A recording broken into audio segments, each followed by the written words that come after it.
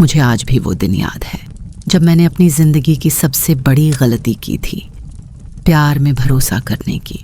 जब मैंने राघव से शादी की तो मुझे लगा था कि ज़िंदगी अब एक खूबसूरत सफ़र बनने वाली है। सब कुछ परफेक्ट लगता था। राघव पढ़े लिखे थे, शालीन थे और उनके बोलने का अंदाज किसी भी लड़की का दिल जीत ले। मैं अनन्या, जो हर चीज़ को दिल से महसूस करती थी, कैसे यकीन न करती। मुझे लगता था कि बस अब सब ठीक हो जाएगा। माँ बाप की जिम्मेदारियाँ, समाज का डर, अकेलापन, सब खत्म। लेकिन शायद मेरी कहानी का भगवान कुछ और लिख चुका था। शादी के शुरुआती महीने बहुत प्यारे थे। छोटे छोटे पल, सुबह की चाय साथ में, रात को बातें करते हुए सो जाना, एक दूसरे के फ़ोन कॉल्स, ये सब मुझे लगता था कि सच्चा प्यार ऐसा ही होता है। पर धीरे धीरे सब बदलने लगा। राघव का स्वभाव पहले जैसा नहीं रहा। उनकी मुस्कुराहटों में ठंडापन आने लगा, जवाबों में अधूरापन और बातों में झुंझलाहट। मैं सोचती थी शायद काम का तनाव होगा, लेकिन फिर समझ आया मामला कुछ और है। मैंने कई बार कोशिश की उनसे खुलकर बात करने की, पर हर बार टल जाता। कुछ नहीं अनन्या, बस ऑफिस का टेंशन है, ये उनका हर सवाल का जवाब था। लेकिन मेरे दिल की औरत समझ चुकी थी कि अब कुछ बदल गया है। वो नज़रों का प्यार, वो छूते वक्त की कोमलता, सब गायब था। मेरे दिल में डर बैठने लगा कि कहीं मैं ही न बदल गई हूँ। पर फिर एक दिन जब सब कुछ अपनी जगह शांत था, तब मेरी जिंदगी की सबसे बड़ी आंधी आई। मुझे पता चला कि मैं गर्भवती हूँ। उस दिन मैं खुशी के मारे रो पड़ी थी। लगा जैसे भगवान ने हमारी डोर को फिर से जोड़ने का रास्ता भेजा है। मैंने मन ही मन कहा, अब सब ठीक होगा, अब शायद राघव फिर से वैसे ही बन जाएंगे। मैंने उनके ऑफिस जाने के बाद फूलों से भरा कमरा सजाया, हलवा बनाया, और जब वो लौटे तो मैंने मुस्कुराते हुए कहा, राघव, मैं माँ बनने वाली हूँ। मैंने उम्मीद की थी कि वो मुझे गले लगा लेंगे, मेरी आंखों में देखकर कहेंगे, अनन्या, तुमने मुझे दुनिया का सबसे खुश इंसान बना दिया। पर उनकी आंखों में न तो खुशी थी, न हैरानी, बस एक अजीब सा सन्नाटा। वो कुछ पल चुप रहे, फिर ज़बरदस्ती मुस्कुराए, बोले, अच्छा है, बहुत अच्छा। पर वो आवाज़ वैसी नहीं थी जैसी मैंने सोची थी। वो मुस्कान झूठी थी और दिल से आवाज़ आई, कुछ गड़बड़ है। आने वाले हफ्तों में मैं उन्हें और अजनबी पाती गई। वो देर रात लौटते, मोबाइल हमेशा साइलेंट पर रहता, और जब मैं पास जाती तो किसी न किसी बहाने से दूर हो जाते। मैं गर्भवती थी, शरीर बदल रहा था, मूड बदल रहे थे, और सबसे ज़्यादा बदल रही थी मेरी दुनिया। मुझे चाहिए था सहारा, पर वो भी मुझसे फिसल रहा था। फिर एक दिन वो हुआ जिसका डर हर औरत को होता है। मैंने उनके फ़ोन में एक नाम देखा, श्रेया। शुरुआत में लगा शायद कोई क्लाइंट होगी, पर चैट खोली तो दिल दहल गया। वो शुभरात्रि जान, बेबी मिस यू वाले मैसेज मेरी नसों में आग बनकर दौड़ गए। मैं चाहकर भी रो नहीं पाई, बस सन्न खड़ी रही, पेट पर हाथ रखा, और लगा जैसे बच्चा भी मेरी चुप्पी महसूस कर रहा है। उस रात मैं नहीं सो पाई। सुबह हुई तो मैंने कुछ नहीं कहा, बस राघव की आंखों में देखा, और वो समझ गए कि मुझे सब पता चल चुका है। उन्होंने कुछ नहीं कहा, बस नज़रें झुका लीं। वो नज़रें झुकाना ही उनकी कबूलियत थी। आने वाले दिनों में हमारे बीच खामोशी बढ़ती गई। मैं अब बोलना नहीं चाहती थी। मेरे भीतर अब सिर्फ एक सवाल गूंजता, क्यों? क्या मैंने कम प्यार किया? क्या मैंने कुछ कमी छोड़ी? पर जवाब किसी के पास नहीं था। फिर एक दिन मेरी सास ने बुलाया। उन्होंने कहा, लखनऊ आ जाओ, सब बैठकर बात करेंगे। मैं गई। उम्मीद थी कि अब चीज़ें सुलझेंगी, लेकिन जो वहाँ हुआ उसने मेरे दिल को तोड़ दिया।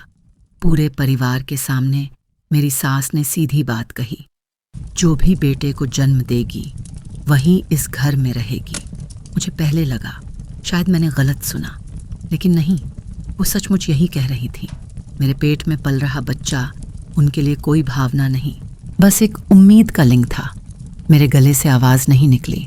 मैंने राघव की ओर देखा। उम्मीद थी कि वो बोलेगा, माँ ऐसा मत कहिए, लेकिन वो चुप थे। उनका सिर झुका हुआ था। मेरी आंखों में आंसू भर आए, पर दिल में एक आग भी जल उठी। क्या मैं बस एक मशीन थी जो बेटा पैदा करे तो रख ली जाऊं, वरना निकाल दी जाऊं? उस रात मैंने अपना सामान पैक किया। किसी ने रोका नहीं। शायद सबको पता था कि अब मैं जाऊंगी। मैं लखनऊ से निकल पड़ी, बिना सोचे, बिना बोले। ट्रेन की खिड़की से बाहर देखते हुए मैंने खुद से कहा, अब बस बहुत हुआ। मेरे पेट में बच्चा था, लेकिन दिल में तूफान। जब ट्रेन कानपुर पहुंची, मैंने माँ को कॉल किया। वो सब जानती थी, फिर भी कुछ नहीं पूछा। बस कहा, घर आ जा बेटी। उनकी वो आवाज़ ही मेरा सहारा बनी। मैं जब घर पहुंची, माँ ने मुझे गले लगाया और मेरे आंसू उनके आंचल में बह निकले। दिन बीतते गए। मैं अब कानपुर में नई शुरुआत कर रही थी। किसी छोटे स्कूल में पढ़ाने लगी ताकि अपने पैरों पर खड़ी हो सकूं। सुबह उठकर खुद के लिए और अपने बच्चे के लिए जीना सीख लिया था। मेरे दोस्त मुझे कहते, अनन्या तुम बहुत स्ट्रांग हो, लेकिन उन्हें क्या पता, हर रात मैं अपनी तकिया भिगाती थी। मैं खुद को समझाती, तू रो सकती है लेकिन टूट नहीं सकती। हर दिन पेट बढ़ रहा था और हर दिन मेरी हिम्मत भी।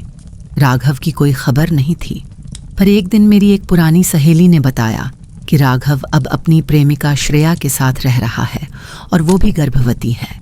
सुनकर एक अजीब सा सन्नाटा फैल गया मेरे भीतर। मैंने आंखें बंद की और बस मुस्कुरा दी, नफरत की नहीं बल्कि थकान की मुस्कान। मुझे लगा अब वो शायद खुश होंगे, पर फिर भीतर से एक आवाज़ आई, जिस इंसान ने एक को छोड़कर दूसरी को अपनाया, वो किसी के साथ खुश रह ही नहीं सकता। अब मेरी जिंदगी का मकसद बस एक था, मेरा बच्चा।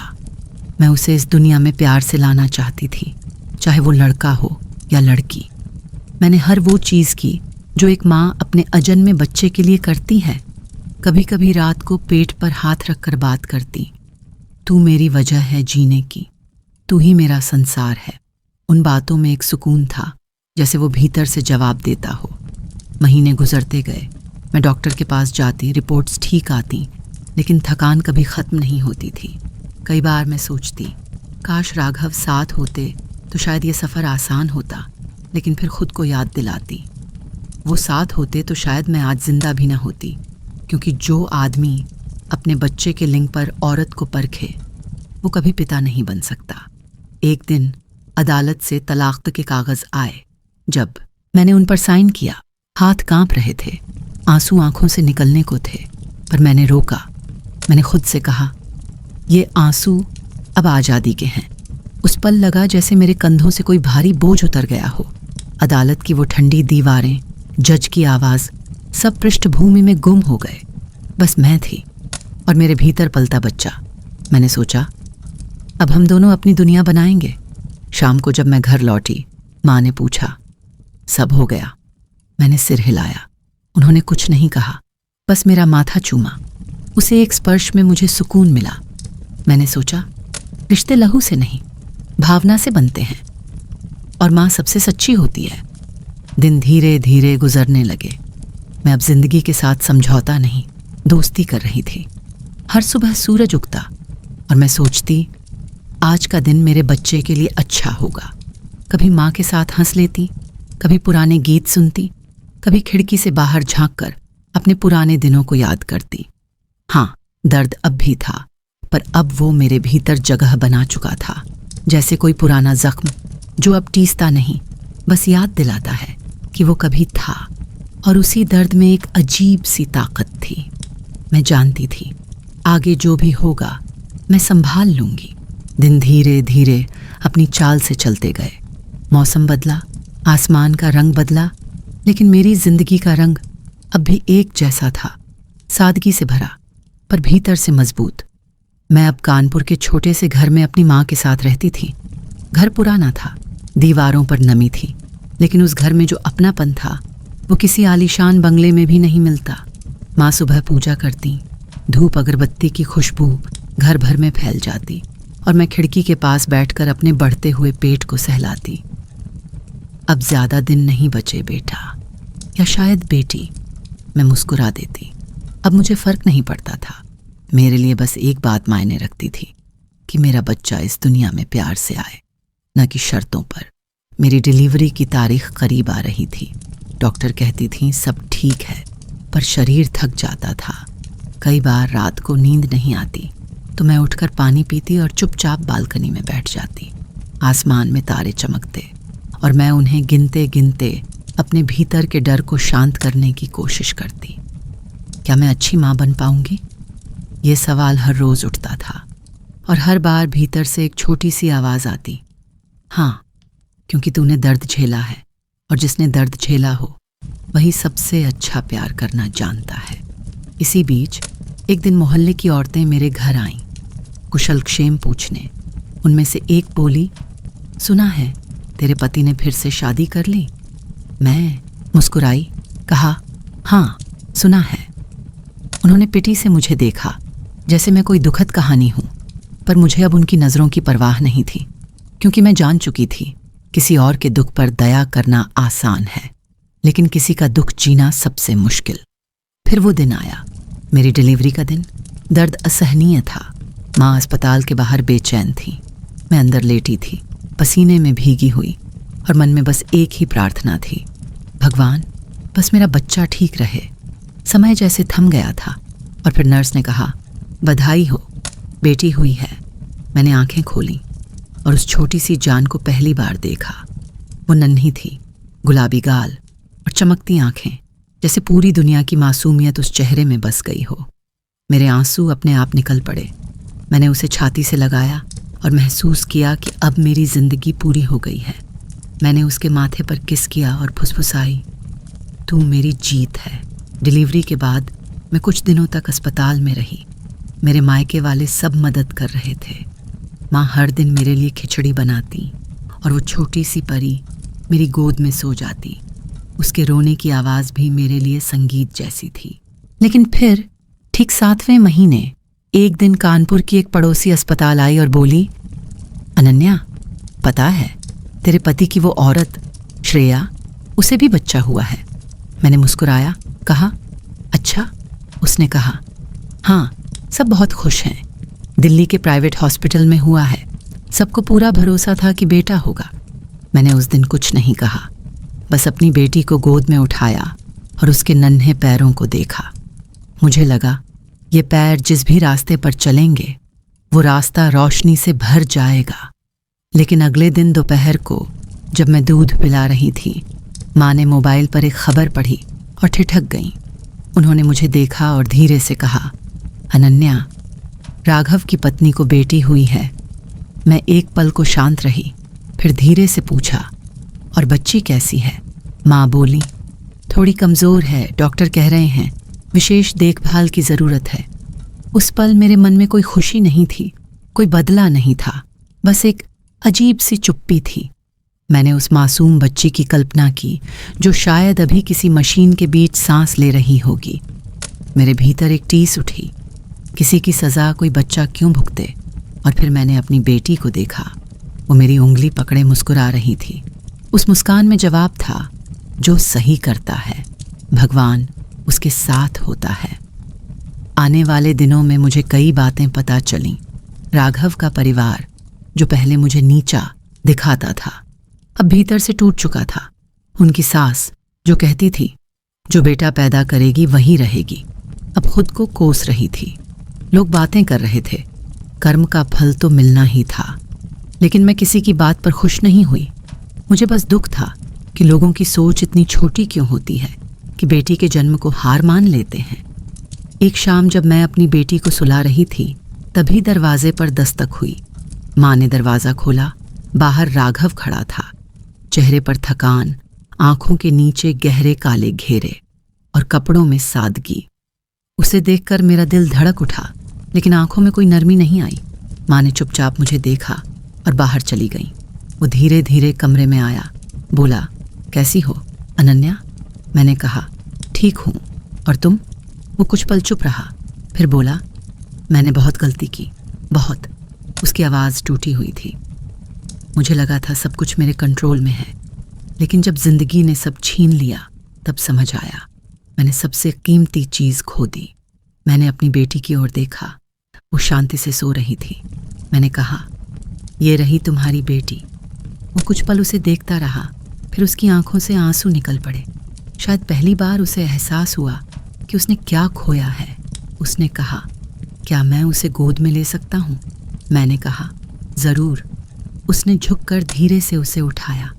वो बच्ची उसके हाथों में मचल रही थी, जैसे पहचान रही हो कि ये उसका खून है, लेकिन साथ ही उसे बता रही हो, तू देर से आया है।